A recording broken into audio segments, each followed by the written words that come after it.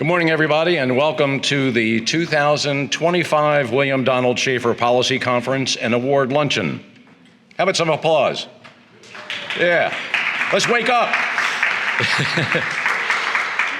Of course, this is a celebration of the legacy of William Donald Schaefer, City Councilman, City Council President, Mayor of Baltimore, Governor of Maryland, Comptroller of Maryland, and above all, a very proud citizen of Maryland and Baltimore City. It's great to see everyone here for the morning policy conference where we focus on addressing grand challenges in public administration, which seems an odd topic considering that things are so stable these days. That was a joke. You're allowed to laugh. And this afternoon, we will celebrate the outstanding public service legacy of William Donald Schaefer. My name is Mike Golden. I'm Vice Chair of the Schaefer Center for Public Policy's Board of Advisors. I also had the honor of working as Governor Schaefer's Assistant Press Secretary, and then later served as his Press Secretary when he was Comptroller. Who else here had the opportunity to work for the boss? Raise your hand. There's a smattering here. The old guard. Sorry, the guard, I shouldn't say old, I'm sorry. You're also in for an extra treat this year as we are also celebrating the 40th anniversary of the William Donald Schaefer Center for Public Policy. So please be sure to visit the exhibits at the back of the room and sign our guest book to mark the event. And now it's my pleasure to get out of this mess and turn the podium over to Dr. Ann Cotton, the Executive Director of the Schaefer Center. Ann. Good morning, everyone. Good morning. Thrilled to be here today. Yeah. Yay. For those of you who don't know me, I'm Ann Cotton, Executive Director of the Schaefer Center for Public Policy here at the University of Baltimore. I have the best job in the world leading an amazing team to improve public service throughout the state of Maryland. As you may know, the Schaefer Center prepares future leaders for public service with our Next Gen Leaders for Public Service program. We also train current public managers with the Maryland Certified Public Manager program. In addition to that, we inform decision makers through our applied research and consulting work and promote public discourse through events like this today, which we're happy to have you here today. On behalf of the College of Public Affairs, Dean Hartley, University of Baltimore, President Schmoke, we're happy that you're here to join us. For those of you who don't know, a couple important things happened in 1985. The first of which is President Ronald Reagan declared the first week of May Public Service Week, which is why we're here today for our conference on Public Service Week. And the second was the creation of the Schaefer Center for Public Policy.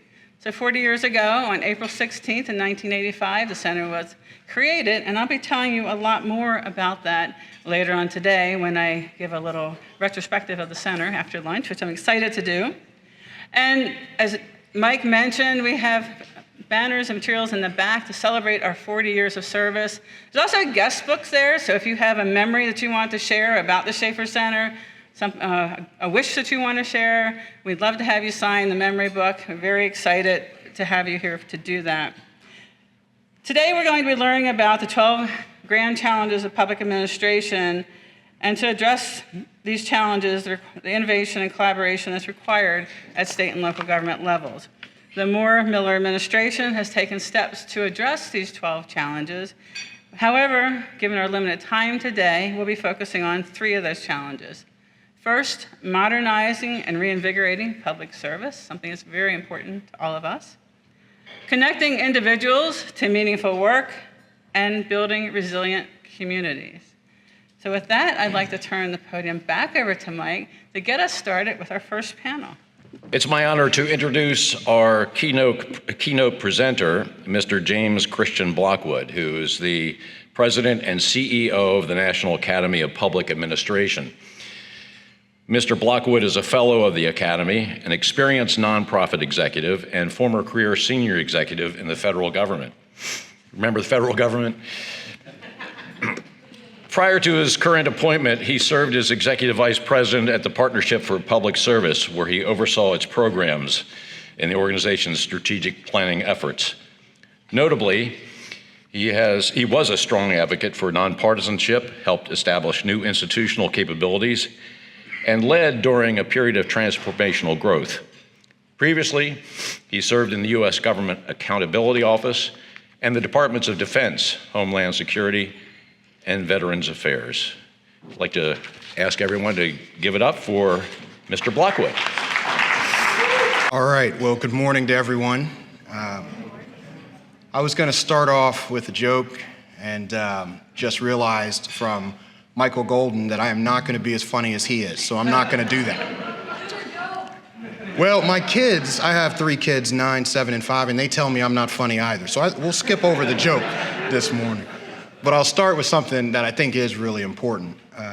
It is Public Service Recognition Week, and I just want to say thank you to all those who serve. And that's something I will tell my kids, is that I had an opportunity this morning to stand in front of a room of people that I truly consider heroes doing heroic work all day, every day. I am honored to join you for the 2025 William Donald Schaefer Policy Conference and Awards ceremony. And I'm humbled to share this time with the impressive line of speakers. I've seen the agenda, and I am truly impressed. And there's also an incredible reward recipient later today. And quite frankly, just to be in the room with all of you. I want to congratulate the Schaefer Center and the University of Baltimore on its 40th anniversary. That is an incredible feat. And the Schaefer Center and the National Academy of Public Administration share a strong alignment in mission and values. You'll hear a little bit about that today. We're both committed to being nonpartisan and place high value on applied research, program evaluation, stakeholder engagement, and service to our constituencies, fostering and promoting excellence among the public service. While the Academy is chartered by the U.S. Congress to support all levels of government across the nation, the Schaefer Center enhances its broader mission through its dedicated focus on Maryland's public and nonprofit sectors. The Center's enduring commitment to advancing thoughtful policy and honoring the legacy of Governor Schaefer is a model of excellence in public service. And I can tell you, the Center did not make it 40 years without having such a tremendous impact, without being exceptional. And you can't do that without having exceptional people.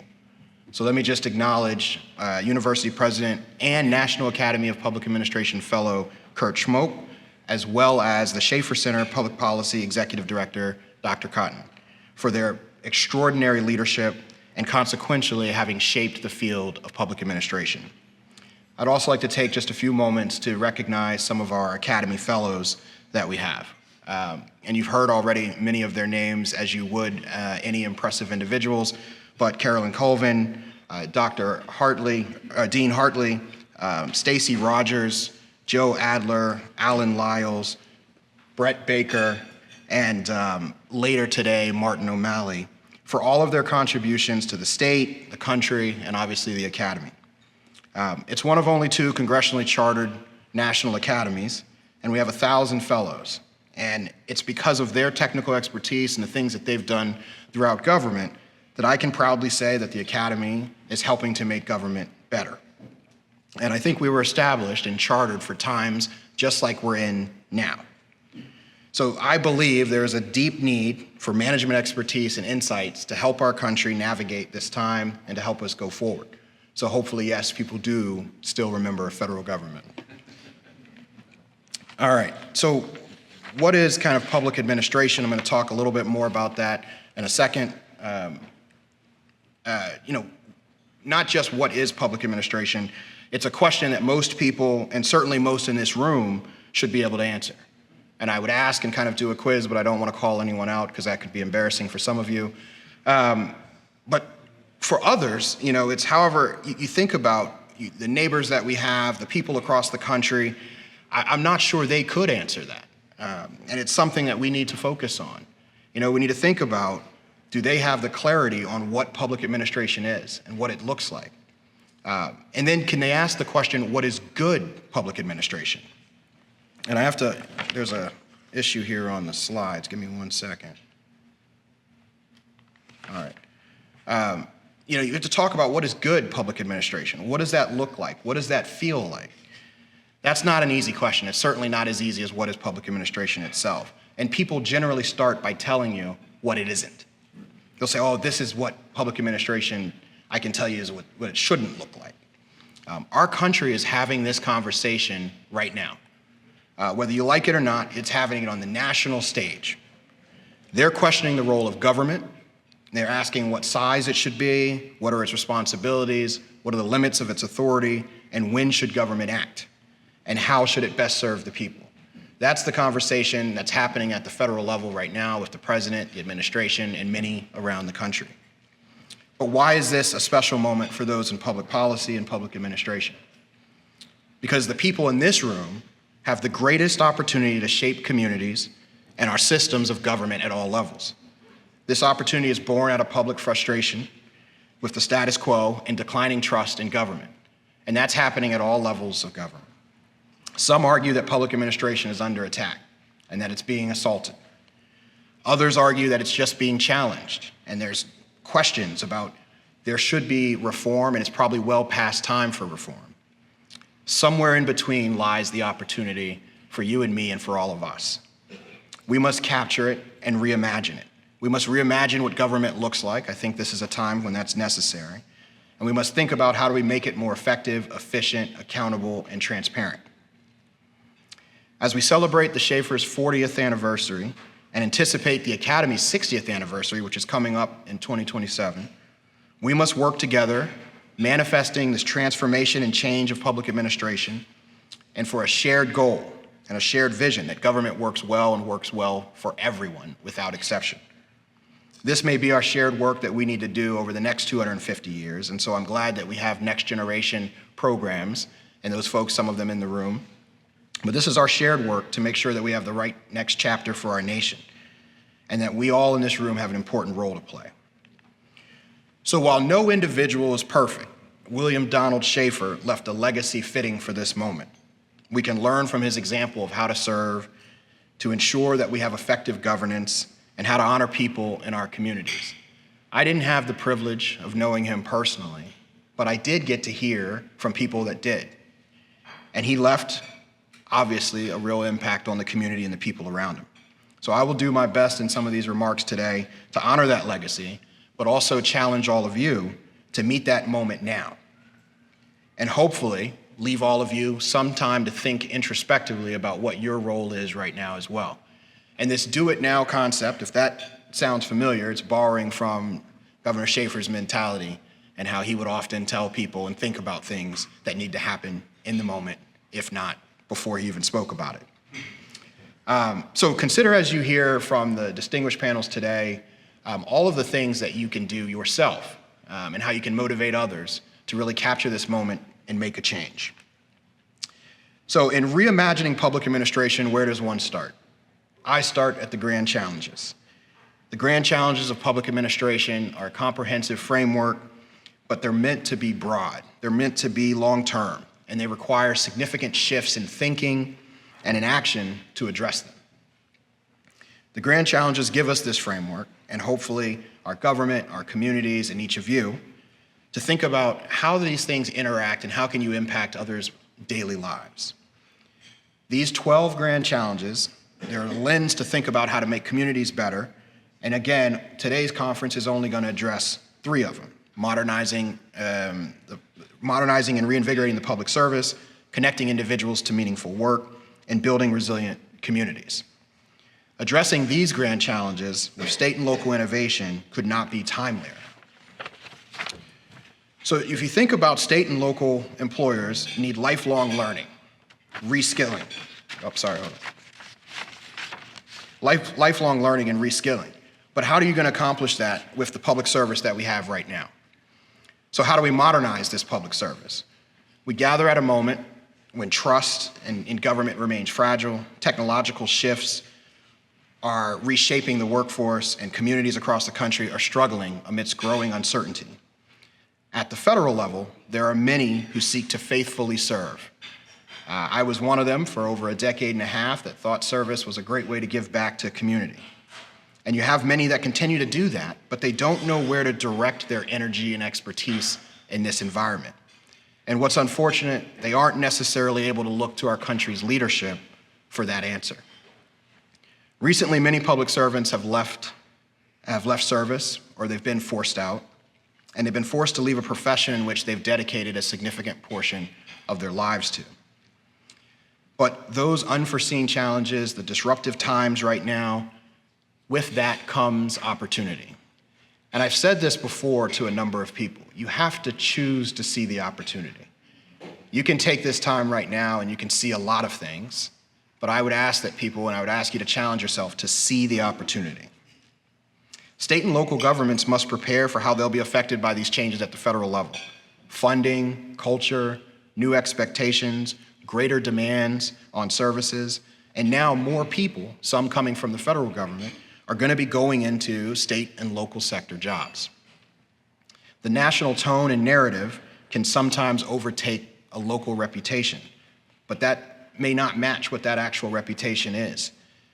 Each state and local entity has its own identity, and many states and local governments deliver with consistency and better results than the federal government. Is Maryland one of those places? I can't hear that. Is Maryland one of those places? All right. Yeah, state and local levels of government, they must communicate and have different things to make sure that they're making their impact. They should use data, evidence-based data to make those arguments, and they should use storytelling to demonstrate that impact and the positive outcomes that they're having and that the people are being served. And so apparently Maryland does do that. And those are some things that it can do to make sure that it continues to have that impact. Connecting our country's greatest resource, its people, to meaningful work is a very important endeavor. Artificial intelligence, have y'all heard of that before? Okay. Is rapidly transforming our world and has the potential. It's A1. A1, okay, I got it wrong then. It's rapidly disrupting everything that's around us. And if we let it, it could overtake the human workforce. Unless we proactively adapt, evolve, and shape it alongside it. And maybe don't call it A1. AI does not void the human need for belonging, connectivity to the community to which they're in, an ability to make a positive difference, and most notably, our younger generation's passion and drive to make a difference through social impact. The younger generation is really important and something that we need to focus on. Communities will need a talented future workforce, not just a current one, that requires learning differently and making sure they're adequately prepared in schools for whatever will be before them in the future, and whatever world they will inherit. The National Academy of Public Administration is currently working with Google, and we have a project that we're looking at and how various levels of government can implement AI, and they can use those technologies to make communities better and better understand them. The study is expected to show what some of the challenges are for AI adoption, but also what those opportunities may be if it's embraced fully. And the academies are working toward this workforce of the future by bringing the people along with it so that they can serve as well as possible. State and local employers need to foster this long-time, lifelonging reskilling and upskilling at every stage in a career, and to reform the hiring mechanisms, as well as how is it going to do things differently to retain and to find the new talent. Labor force participation is dropping across the country, and certain policies, I won't mention which ones, but certain policies have actually disincentivized Americans to work at times. And state and local leaders will need to carve out those new pathways for people to find employment, and in my humble opinion, restore the intrinsic value of human productivity and purposelessness. It's something that people forget about. You can stay at home and you can collect money, or you can stay at home or go out and do something that makes your life and others better, and it gives you a sense of purpose. All right, building resilient communities. You have floods, you have storms, you have fires, all sorts of natural disasters, and they can destroy communities and lives. The disasters do not respect jurisdictional boundaries, and they often come without warning. And when they happen, they can leave a lifelong mark, even if the actual event is only a few hours, a day, or actually not that long. And there are health, economic, and social impacts that last for generations. You can go to certain communities that have been devastated, and some are still kind of recovering now. State and local leaders will need to educate communities, strengthen them to mitigate those vulnerabilities as they face some of those natural threats, and they need to plan and they need to respond holistically when disaster strikes. Partnerships across governments and sectors must be created and strengthened. Resources must be shared, and including important things like housing and financing. It's not just the physical recovery.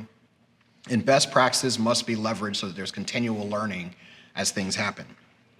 While federal resources are necessary, it generally takes a large amount of money and people and will to respond to a disaster. They're the ones that usually make the headlines. When you read in the news or you hear about a disaster, you're hearing about how the federal government either did or did not respond adequately. But it's the state and local governments that are closest to the people.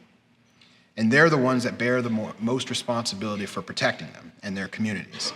So state and local governments will need to invest in advancing their extreme weather adaptation and resilience efforts, and not just engage in only the preparedness recovery part of it.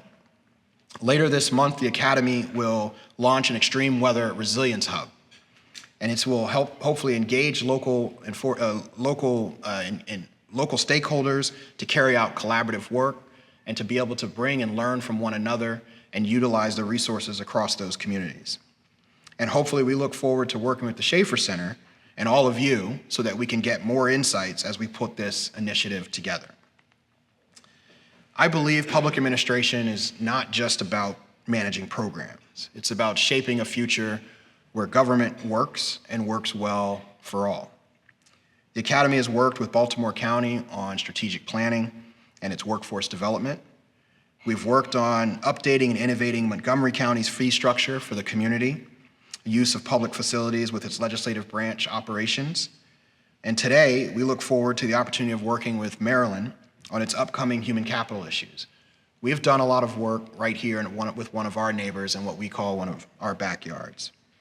From the city to the state level, the Academy recognizes the importance of modernizing the public service, connecting people to meaningful work, and building resilient communities. We think everyone in this room must reimagine public administration. We want to be a part of how you can do that. We must ask ourselves, what is our unique responsibility as a leader in this moment? And what can we commit to today? As you listen to me, as you listen to the other presenters that you have, that's the question that I'd be asking. You'll have the grand challenges. There are booklets, I believe, I was told, right over here, and I'm getting confirmation that they're over there, so you should get them and look at them. Absorb them and think about what your role could be, because with grand challenges comes grand opportunities. You'll now have them. You'll know kind of where and what those are, and they'll be laid out. And the question for you would be, what are you going to do now that you have that information? This is the key question to ask yourself today and every day after. And as we look ahead, I invite you to stay engaged, share your insights, and walk with us on this journey. I think about Public Service Recognition Week and all the work that I know that you do every day, and I'm hoping and I'm asking for just a little bit more work, because we've got a lot of work to do on these grand challenges. They were written in a way to which I don't believe will ever be done, but we have our greatest hope of making progress towards them with people like you in the room. So let me just kind of close here with 3 things. 1, congratulations to the Schaefer Center for 40 years of impact. That's incredible. I'm sure you'll hear more about that.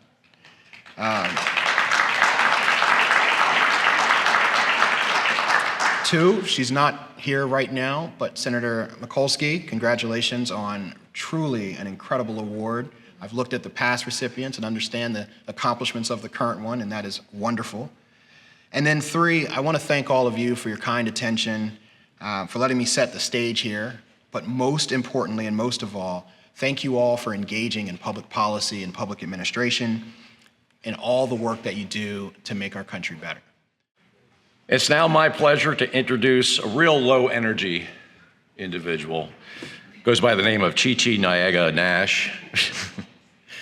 She's also a board member. She's also Deputy Secretary for the Department of General Services. Chi-Chi is an accomplished leader, very much so, with extensive experience in public and private sector operations.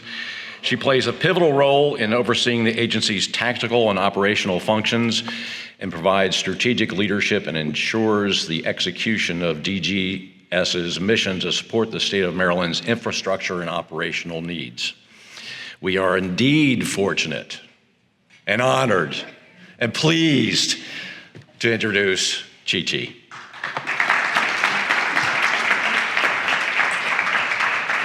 I failed to mention in my enthusiasm that she's kicking off the first session, which is modernizing and reinvigorating public service. Thank you very much.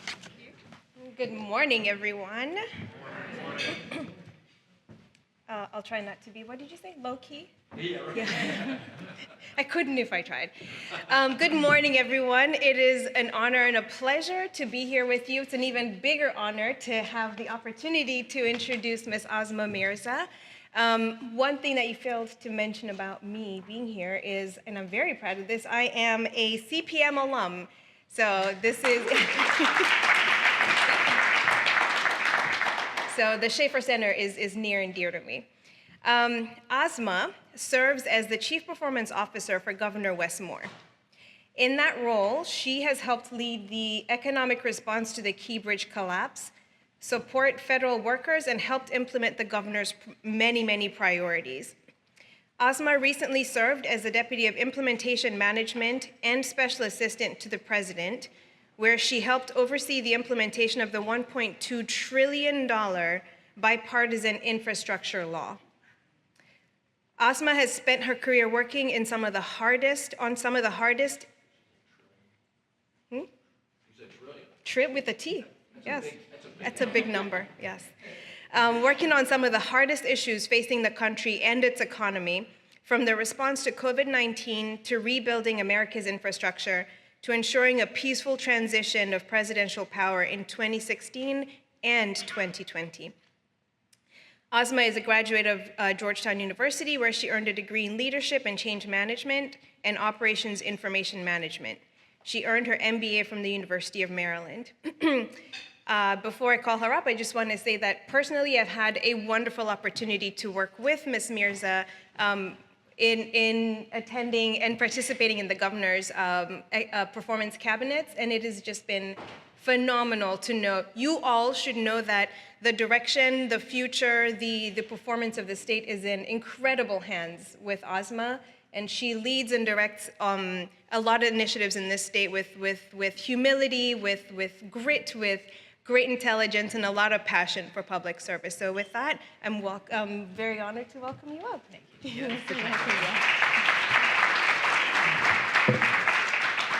Talk about an effusive intro. Thank you, Chi-Chi. I appreciate that. Well, good morning, everyone. Happy Public Service Recognition Week. Thank you so much to the Schaefer Center for Public Policy for inviting me here. Thank you, Chi-Chi, for this opportunity. You know, I cannot think of a more timely topic than addressing grand challenges and state and local innovation. And I know that we're talking about the Napa Grand Challenges, which are incredibly important. But if we zoom out for a bit, like our last speaker did, this is a moment of incredible grand challenges. And it's a moment that all of us are being called upon to meet those grand challenges with grand solutions and to impact everyone around us while facing an assault on our profession, a question of, does public service matter? And this constant questioning of, does the work we do matter? And so I am really grateful to the Schaefer Center for picking this topic. And I know, like so many of you, that there are many people around us who are no longer in public service, not by their choice. I'd love to see a show of hands. How many folks here know a federal worker who's either been laid off or a contractor who's been laid off and is no longer working? I see almost every hand in the room up. This is really impacting our state, our communities, our profession in a really big way. And when I think about the grand challenges we're facing right now, I think about Jonathan. He is a federal worker at DHS, Department of Homeland Security, who was a veteran. He served 2 tours. He came back. He got a job at CISA, the Cybersecurity Infrastructure Bureau underneath the Department of Homeland Security. And on Valentine's Day, he was laid off without cause. On a weekend, no ability to appeal, no ability to get into systems, no ability to get into his office and figure out what's going on. And he stood with the governor a few weeks ago as we announced the ways that we are here to support federal workers. But it's not just about supporting federal workers, it's about supporting public service and saying there may be some people who no longer think Jonathan's service was important or necessary, but we do. I do. And I know that Governor Westmore does, and that he values all of the service that all of you have here today. And that's why I'm so glad to focus on state and local innovation, because really that's the conversation right now. What are we doing in this moment as state and locals? How are we helping impact not only our residents, but also the way people think of public service, because we are the ones out there right now telling that story. There is no one else out there right now telling the story of why what we do matters and the way that we impact our local communities. So the importance of everything you do in this room just got way higher. It was already really, really, really important. And now it's even more important because we are the ones who are going to be out there to tell that story and to talk about our work, and we have to find new ways to talk about our work, but we're going to do that. And when I went on last night to look at the Schaefer Center slogan, I saw this amazing slogan, helping government help people. Helping government help people. Because we all know that government should work well, and it should work well for everyone, and it has not always done that. You know, I grew up in Virginia. Don't hate on the Virginian in the room. I'm now a Marylander. That frenemy relationship is real, I know. But when I grew up in Virginia, I saw what happens when government works well and when government doesn't work well. And I saw that in my own family. My dad came here in the 1970s on a student visa. He got his degree. He was able to become a citizen. He was able to get the permits and the licenses to start his own business. He helped to create a business that employs hundreds of people now. He was able to work the American dream because the government and the support were there to help him do that. My mom married my dad and came here in the 70s, and she was a doctor. She had studied for 8 long years in Pakistan before coming here. My grandma was very intent on all of her girls getting higher education in the 70s. And the licensors didn't really transfer. She was a new immigrant and didn't really know the language and couldn't find the language transition supports that she needed to be able to get new certifications in this country. She couldn't find childcare because she had lost her family support by coming to this country. And so she just gave up. She gave up being a doctor. She went on to become a social worker and help her local community in many, many ways, and I'm incredibly excited and proud of the work she did, but I saw that failure of what happens when we don't catch people in their moments. And then I spent my childhood going with her to hospital rooms to help people from other countries navigate our patchwork healthcare system who couldn't maybe understand what the doctor was saying or how to get the services or what county state office to go, county office or state office or a city office to go to. And so I spent my childhood watching her help other people navigate the failures that she herself had experienced. And so government plays such an important role in our lives. And I've seen what happens when it works incredibly well. And I've seen what happens when it doesn't work incredibly well. And I imagine all of you in this room have stories upon stories of both of those instances. So I am really, really excited to be Governor Westmore's Chief Performance Officer, because I get to take that personal mission of how do we make government work well for everybody and do it at the state level and build upon all the times I've had a chance to do that at the federal level. And that's what we're doing here in the state of Maryland. And so that's why we worked closely with the governor to, when the slides catch up, get to release his state plan. Let me try this. Okay, if I can get some help trying to get to the next slide. Great, thank you. We worked with the governor to establish our state plan, which lays out 10 top priorities of the governor and how we're going to achieve those things. So everything from ending child poverty in the state, which was the whole reason he wanted to become governor in the first place, to helping to improve our economy, to helping improve our environment. Thank you so much, perfect. We laid out the 10 biggest priorities of the governor, and we are publicly listed how we're going to be working to accomplish those things. On the next slide, we then not only said, hey, here's a plan, but here's how we're going to make that plan real. And so we stood up what's called a performance cabinet for each of those 10 priorities that meets on a regular basis. Most of them meet every month, where we have the cabinet secretaries in the room, the leadership in the room, and we say, hey, what's happening with the data? What's happening with the milestones we said we were gonna hit? Where are we on accomplishing these goals? And what do you all need from us to make this work better and to make it real? And so I'm gonna just highlight a few examples of areas where agencies have done incredible work to make these impacts real for the people of Maryland. And I see Andrew in the room, so he's gonna correct me on the vets one if I get any of it wrong. So first, one area that our Department of Human Services and our Department of Education worked together is they saw this problem. This problem that a lot of children in poverty don't have access to food over the summer and food supports in the same way they have during the school year. And so every year, as you've seen since 2019, we've done a little bit of enrollment into what's called our Summer Sunbucks program. And in that program, children get $40 a month or $120 total for the entirety of the summer to help their family subsidize the cost of food. And so it had been going on kind of at pace. And then the team said, hey, what if we did an innovation and did something completely different with the way that we do these programs? It's a typical enrollment process. You put it on your website, you encourage people to apply, whatever happens, happens. And they asked themselves, what could we do differently in this moment? So the Departments of Human Services, Education, Health, the Maryland Health Benefits Exchange, they said, hey, we have a lot of data. We have a huge asset in the data. We just store it in a very siloed way. We don't share that data in a way that allows us to help these children. And so they came up with an MOU to share that information so they could see who were the children already enrolled in free or reduced lunch, and then we're gonna auto-enroll them in Sunbucks. We're not gonna send them a letter and ask them to then apply to us. We're gonna be a modern, proactive government and say, we're auto-enrolling you. We're mailing you the Sunbucks card. We are mailing you all this stuff. You don't have to do anything. Just take this card and go and help make sure your children can eat during the course of the summer. And as a result, on the last slide, you saw that we had over 500,000 children, 500,000 more children got Sunbucks last year. That is a 6x times what happened in the previous years because we took a more proactive approach.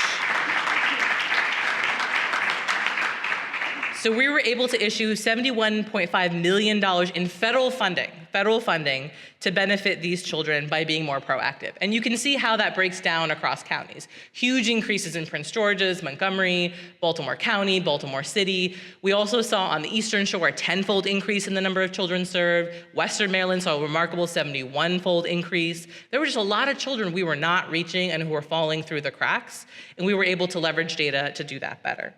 And on the next slide, similarly, our Department of Veteran and Family Affairs started for the first time centrally tracking wait times. How long did it take veterans to get an appointment in their offices? They started tracking that centrally for the first time in July of 2023, and they found huge variations. They found some offices had these long lead times of 30 days, 60 days, and that's just too long to wait. That's too long for a veteran who served our country to wait. And so the secretary and Andrew and so many people on his team said, what can we do differently? What can we do better now that we have this data to bring those wait times down? And so what they did is they partnered with our Department of Management and Budget to hire more permanent staff for the program.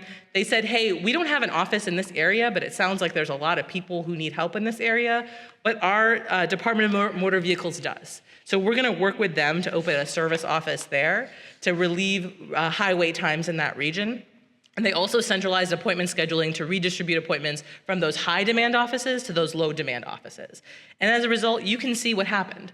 You see how those wait times dramatically start to come down, going to 15 days or less, in some locations 7 days or less by November, because they were able to look at the data, look at the assets that we have at a state, and be much more strategic about it. And so they were able to have, so they were able to have millions and millions of dollars of benefits go out to veterans faster because of their work. And so I'll just leave you with a few couple lessons learned. On the next slide. The first is that as performance managers, as public servants, we tend to focus a lot on process. What is the process by which we get things done? And we use the deliverology process. There's lots of different processes you can use for this work, but we set the direction, we establish key metrics, we then create plans to do them, then we track performance religiously, we then hold robust conversations, and then we have rewards or consequences, and then we just do it all over again, over and over again. But if you click the next slide, it's not just about process, but it's also about people. People need certain things to do things differently. They need to understand 4 things in order to act differently. The psychology of change that we use is people need to understand, what do you want from me? They need a compelling story of, what do you want from me and how does it make sense? Do I understand what you're trying to do? Does it make sense to me? Second, they need reinforcements. They need to see what's happening, and they need to have both formal and informal reinforcements to make this work. The performance cabinet is a formal reinforcement that we care, the governor cares. We are meeting regularly, we're going to meet regularly on the work that we're doing here. So people need to understand, what do you want from me? They need to see that reinforced in their work in soft and hard ways. And then they need to have the skills to do what you are asking them to do. Oftentimes we ask people to do things, but we don't ask ourselves, can this person do the thing I need them to do? Do they have the skills and the opportunities, the time built in to do what you're asking them to do? And so that's why we are working with agencies to launch a performance management capability building effort in the state of Maryland, because we recognize some people absolutely have that skill. Some people they have the will, but they don't have the skill. And we're gonna help them get the skill. So not only do people know what's being asked of them, it's being reinforced in their work, but they have the skills to do it. And lastly, are leaders acting differently? Do they see the role models? Do they see leaders saying, yes, this is something that's important, I'm gonna change the way I'm behaving, and that way it trickles down through the organization. So people need all 4 of those things to act differently. So it's not just about process, which as public servants we're very, very good at, but it's also about the people and how we're supporting them in the work. The second is, we have more assets than we realize. As we saw in Sunbucks, as I'm about to talk to you about in our pardons work, we have a lot of assets at the state. How can we better leverage our data and our assets to do our work? And how can we think about innovation and proactive government in a different way? So one example is that Governor Westmore issued the most sweeping pardons ever for cannabis in the state for 175,000 Marylanders who had cannabis convictions. Traditionally, when you do this work, it was a huge issue, and traditionally when you do this work, and we talked to a lot of other states when we were coming up with how to do this, traditionally they said, hey, we're gonna issue this pardon, but you have to apply. You have to come to us and say, I have this conviction, you gotta collect the paperwork, you gotta put in a form, and then what happens? On the back end, a public servant has to take the form, validate the information, go back and issue it to the person, run their clearance process, et cetera. So both for the applicant and for the public servant, it's a lot of work. It's a lot of work. And we asked ourselves, okay, if we're gonna issue the most sweeping pardon in the history of the country, how can we do this in a way that's better for the people who have already had this on their record and have suffered the injustices because of it, but also for us as public servants? I don't wanna review 175,000 applications, so how do we make this process better? So instead of using that traditional process, we went to the judiciary and we said, hey, you have this data. You know everyone who got a cannabis conviction during this period. Would you be willing to share it with us? Would you be willing? And they said, absolutely, we would be happy to share this with you. And it was a lot of work, a lot of long spreadsheets, a lot of people in a room going back and forth on the information, because you gotta clean it, you gotta go through it, you gotta make sure it's accurate, but we did it. And so when we issued that pardon, not only did we correct a historic wrong, not a single person had to apply for the pardon. Not a single person had to do that. And second, not only did they not have to apply, they didn't then have to go and request that their background check was updated. Because we said, hey, we control the background check process. Our department, our DPSCS, our Department of Correctional Services, is the person who responds when the FBI or employers or credit folks ask for a background check. We are the ones who reply. So if we update that central data system, then it's no longer showing up. And they don't have to go and request an expungement and go to the courts and go through this whole process. It's still technically on their court record. They'll still have that. But then we were able to update the court record to say pardoned. So if anyone ever pulls that, they don't have to find a letter and show it and be like, well, let me explain it to you. We're trying to get rid of the prejudice as much as possible through the system. So no one had to go and request it. We automatically updated their record, and not a single person had to apply, because we asked ourselves, how can we do this differently, and where do we have the data? And then lastly, I know that right now, a lot of us are asking about public service. And on the next slide, I know that results matter. I was the economic lead, along with 2 other people, when the FSK bridge collapsed. It was a terrible tragedy. It was a hard moment. We were all being tested in really deep ways. But you know who was being woken up at 2 in the morning? It was public servants. Do you know who went out as a transit police and closed that bridge so people didn't keep driving and fall into the water? It was public servants. Do you know who the first divers in the water were looking for those men who'd been working on that bridge that night? It was public servants.